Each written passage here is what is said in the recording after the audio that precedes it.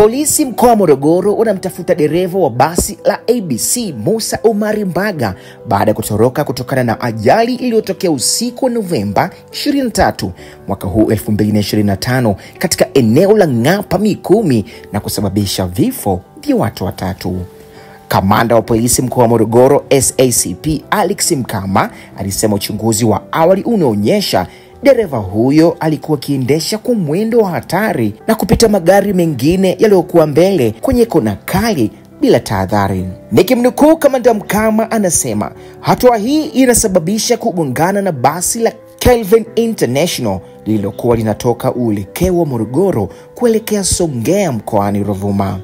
Mwisho wa kunukuu. Akasema majeruhi watano wa ajali hiyo wanaendelea kupatiwa matibabu katika hospitali ya St. Kizito Mikumi.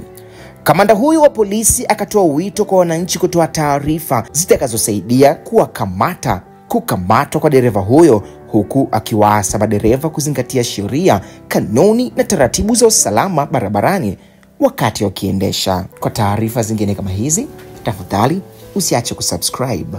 Hii ni sauti ya Rami Ramsey.